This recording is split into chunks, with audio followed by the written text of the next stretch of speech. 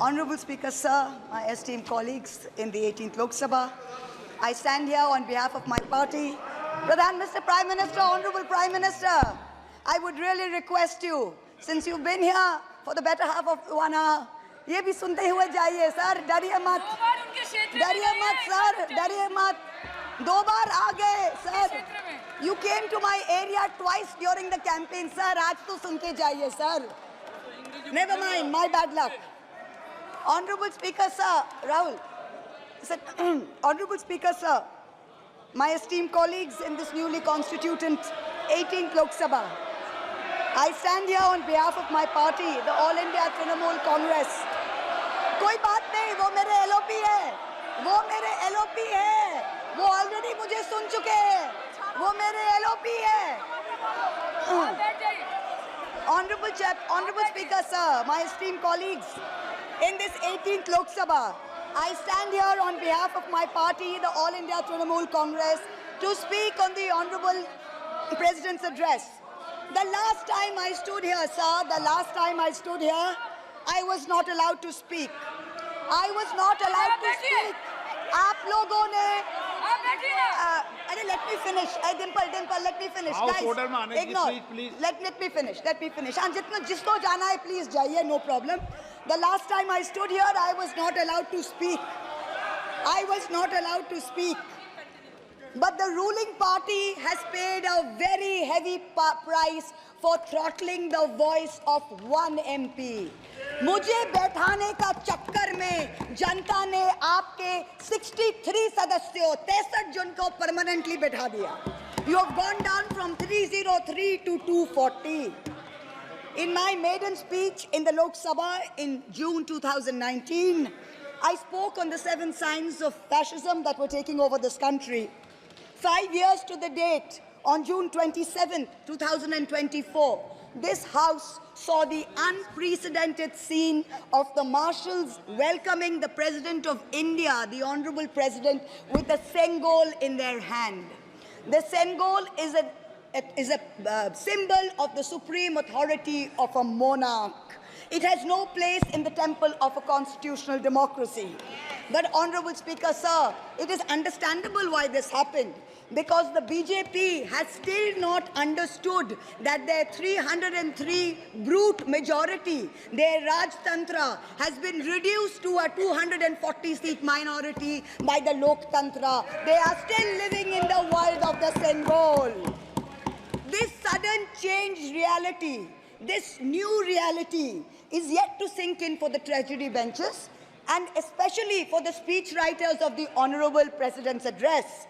The speech that the Honorable President read out, she said, the people of India have elected a stable government with a clear majority. Please do not embarrass the office of the President by using poorly edited cut and paste versions of old speeches. This is not a stable government. It depends on multiple allies with a history of U-turns. It has not got a simple majority. The BJP is 32 short of 272. It is going to be a very hard landing for the treasury benches, as was obvious today. This time, there are 234 warriors this time, firmly united, and we have walked through fire to walk through these doors, so you will not be able to shut us up this time the way you did last time. There are numerous statements in the Honorable President's address that defy even a tenuous link to truth and to reality. Like in my 2019 maiden speech when I spoke in 7 signs, today I have picked out 6 themes from the Honorable President's address, and I will analyze how each of them is an exercise in fallacy and exercise in untruth. The address covers many issues, but I have chosen 6 themes. The first theme, the Northeast. The Honorable President's address says that the government has increased allocation for the Northeast by 4 times, has worked for increased and lasting peace in the area. Now, I have one question. Why is the word Manipur nowhere in the speech? Why do we refer to the generic Northeast?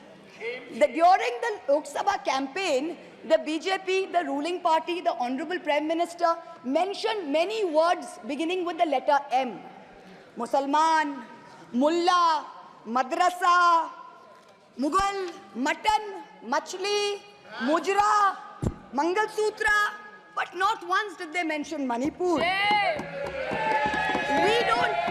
We don't need to act east. The government says we want to act east. We don't need you to act east. Look east, walk east, and most important, embrace east. I stand here for my brothers and sisters of Manipur, and I quote the revolutionary poet Pablo Neruda. One morning the bonfires leapt out of the earth. One morning the bonfires leapt out of the earth, devouring human beings. And from then on, the fire. From then on, blood.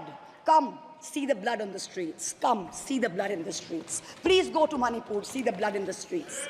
The second theme in the President's address, women empowerment.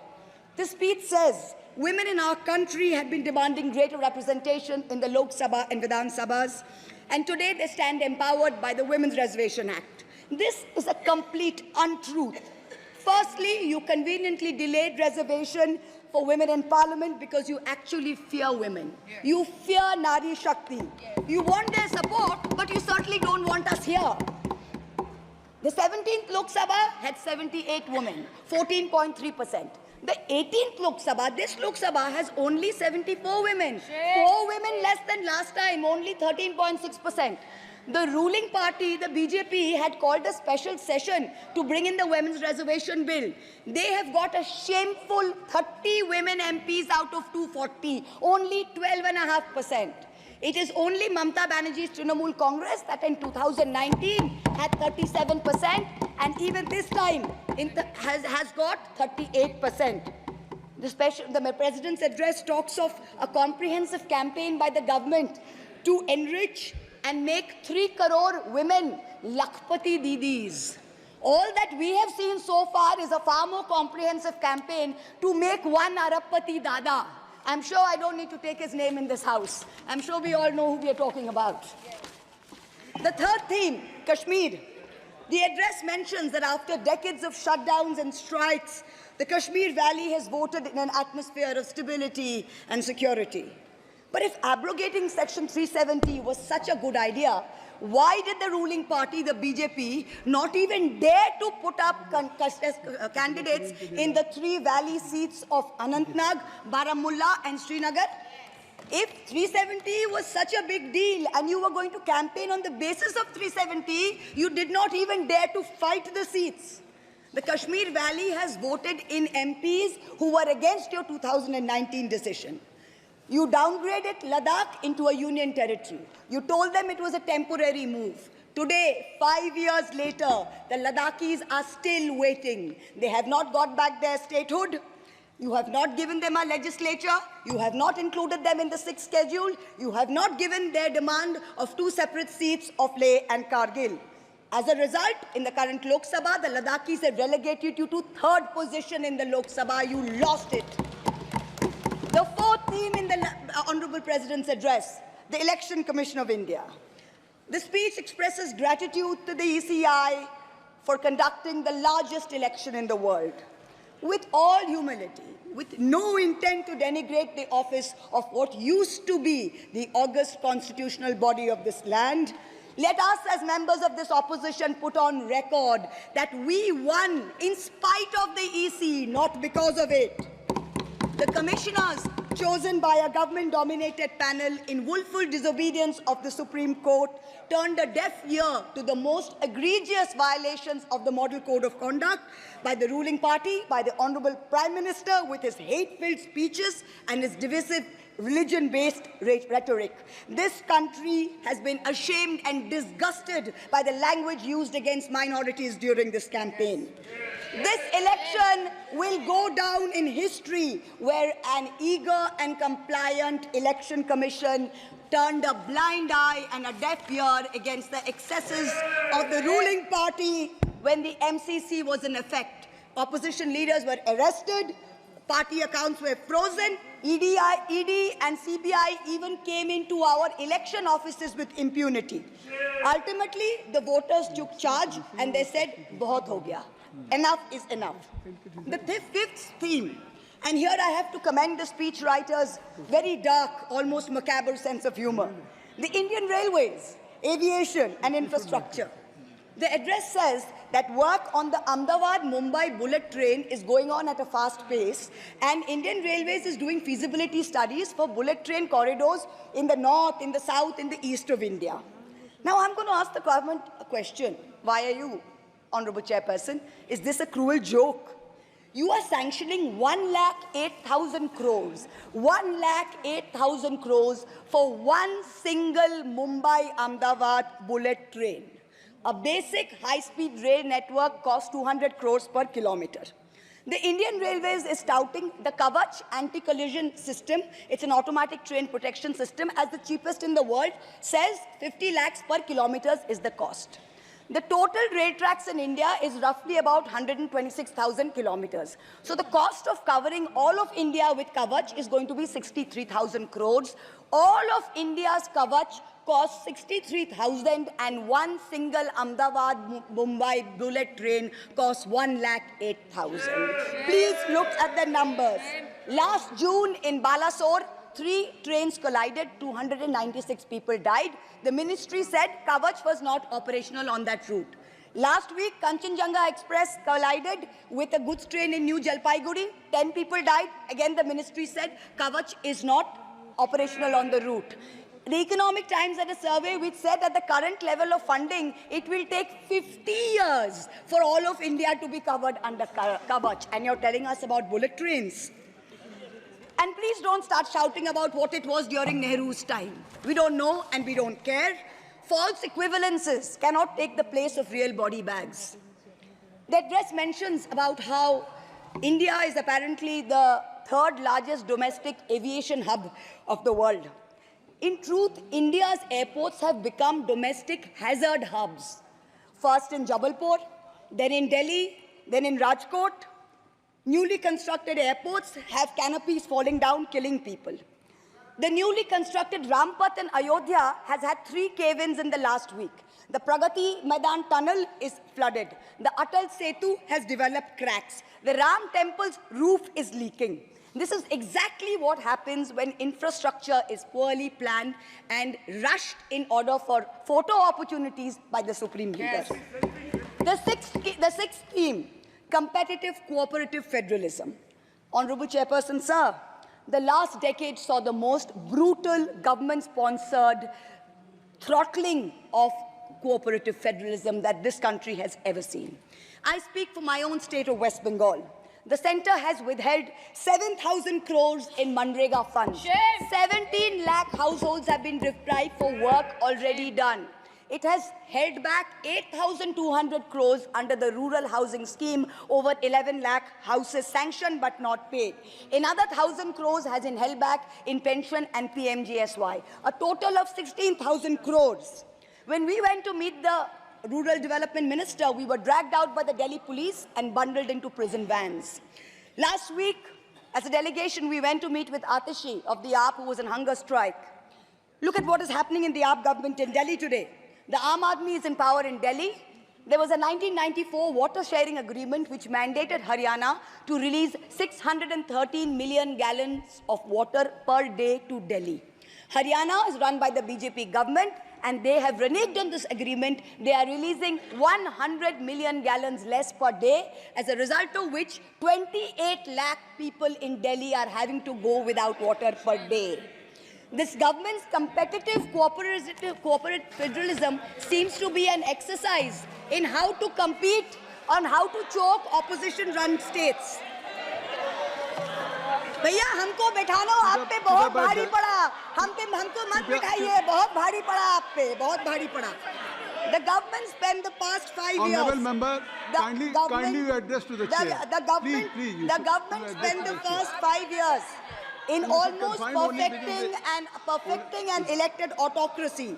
And by the end of 2023, this government had reached the pinnacle of their arrogance, where this parliamentary democracy was replaced by a monstrous super cult, the cult of the supreme leader, the non-biological leader, born of the Paramatma, who stood in this house and proclaimed, "Ab ke baar 400 par, and ek akela kitno pe bhari pada."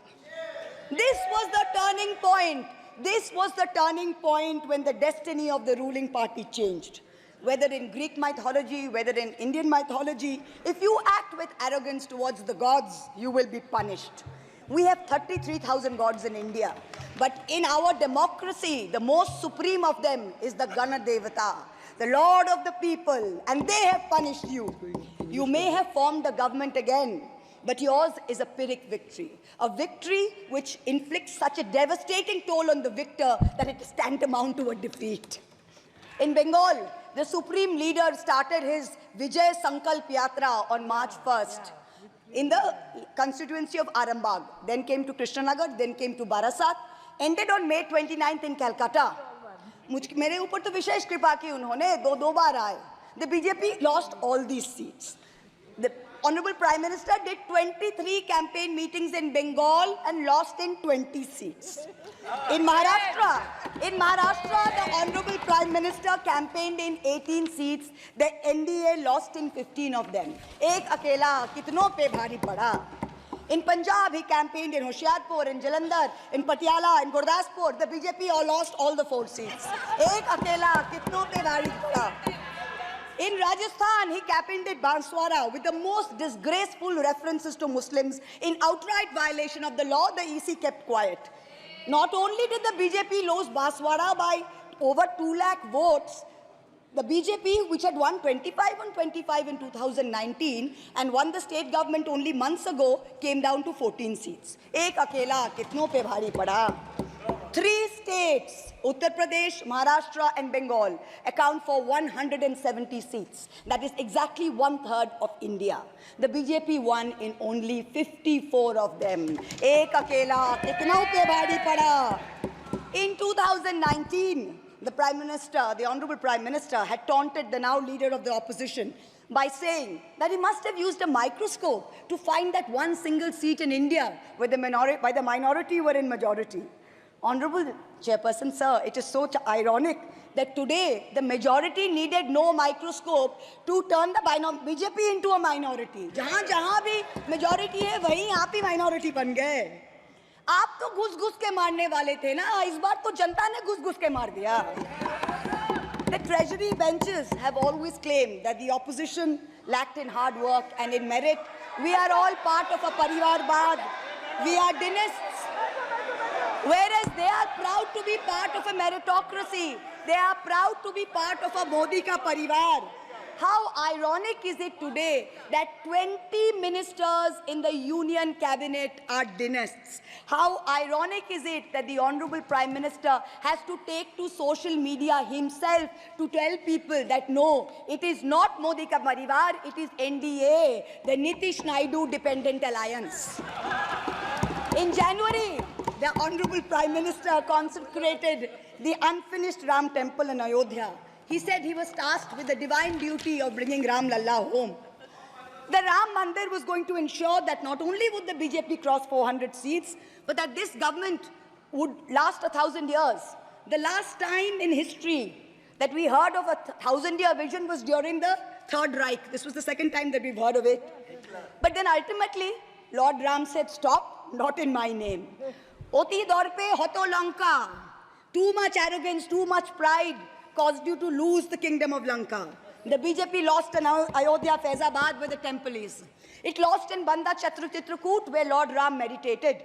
It lost in Shravasti, where the son of the Honorable Prime Minister's ex-secretary said, my father has built the temple, campaigned in his name, you lost there. All the seats around Ayodhya, Basti, Sultanpur, Ambedkar Nagar, the BJP lost. ये तुम लोगों के नाम जपों में पहले सा आराम नहीं. ये तुम लोगों के नाम जपों में पहले सा आराम नहीं. जबरदस्ती के जय श्री राम में सब कुछ है, पर राम नहीं. जबरदस्ती के जय श्री राम में सब कुछ है, पर राम नहीं. Today in India, there are 2 types of leaders. Those of us who come via the voting machine, and then there are many who come via the washing machine. There are still people who say, wait, you don't know Modi ji. Wait 6 months and see. The BJP will get 300 members. To them I say, no, this will not happen this time. Because every potential turncoat will have to choose between temporary greed of fear and between permanently becoming politically irrelevant. So you can offer you can accept a temporary offer of a ministry, you can accept a temporary settlement of an existing trumped-up CBI or ED case, and you can switch parties. But when you go back to the electorate will punish you. Most turncoats have been punished by the electorate. Also this time, India has very large, solid bloc components. So Congress has 100 seats.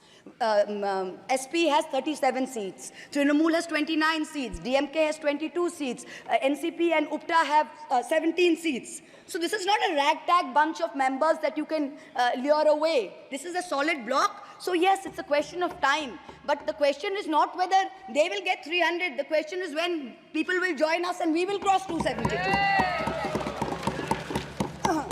The ruling party's politics have always been along the lines of religious hate and ethnic divisiveness.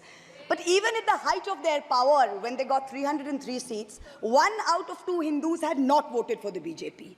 This time, even in their core Hindi heartland, their core voters have deserted them. The Muslims in India, over 250 of them, called infiltrators, called terrorists in the land of their birth, waited silently, patiently, and bided their time. And in one voice during this election, in every state, they stood up and they told the government, and I quote the poet Puneet Sharma, "Hindustan se mera seedha rishta hai.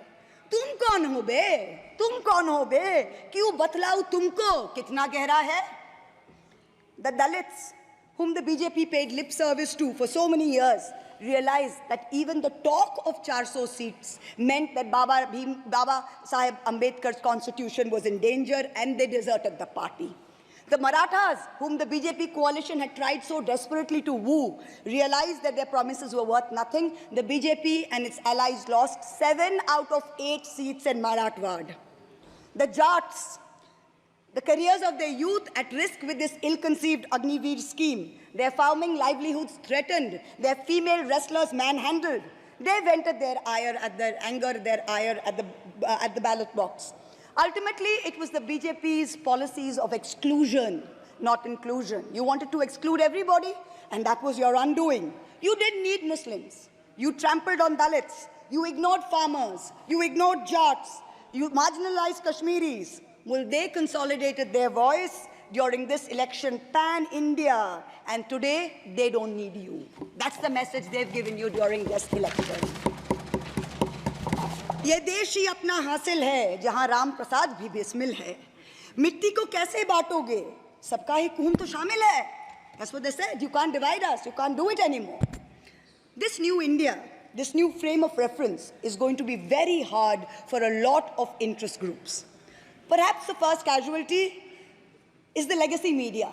The Godi media was its own worst victim.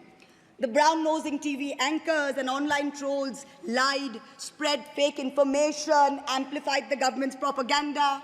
So-called psephologists who actually had printing contracts from the government of India were on TV 24/7 acting like the election was a done deal. There was no need for voting. The BJP had already won. Media moguls organized conclaves where they prostrated themselves before the Vishwa Guru. Anchors used staged interviews and set up scripts. In short, the media had lost all credibility. So when you asked the people during surveys which way they voted, they didn't trust you and they didn't tell you the truth, which is why you got it wrong. Ram Kamal Jha, the editor of the Indian Express, remarked that some media owners were so comfortable on their knees that it hurts to stand up. To them we say, please stay where you are. There is a new generation of journalists in India today with spine, with integrity, and with courage. A media you have done your best to silence with fake cases and attempts and censorship, but they have survived and they will thrive in the digital space. I will also touch upon another pillar in our democracy, the judiciary. 2 days ago, the Honorable Chief Justice of India, while on a visit to Calcutta, remarked that judges were not deities. They are here to dispense justice with compassion.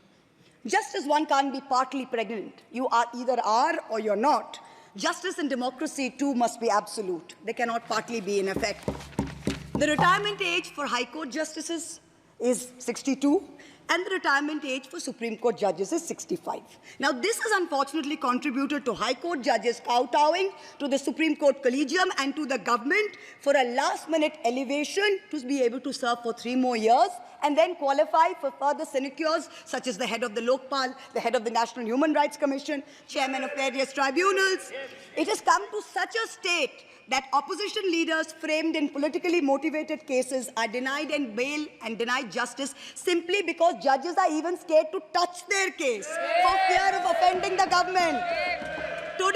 Today I say, the poorest people in India who have perhaps the most to lose from offending the government in power, they have shown spine and risen to the occasion. Your lords and ladyships, heed thy inner voice, have a spine, rise to the occasion.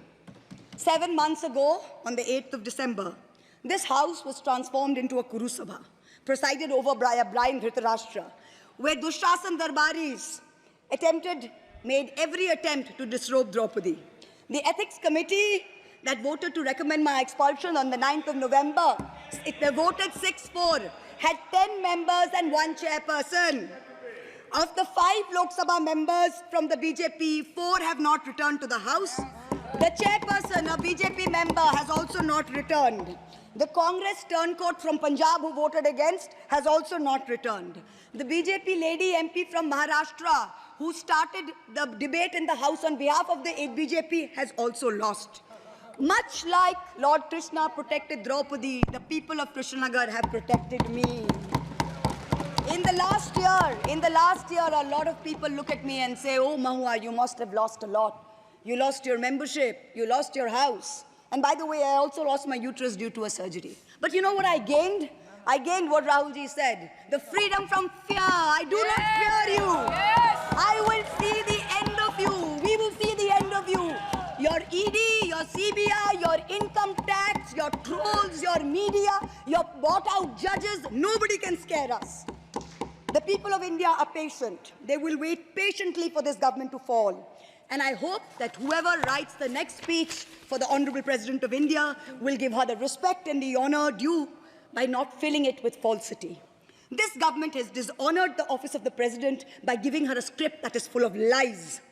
We wait, and the people of India wait, for the restoration of her honor and for the honor of her august office.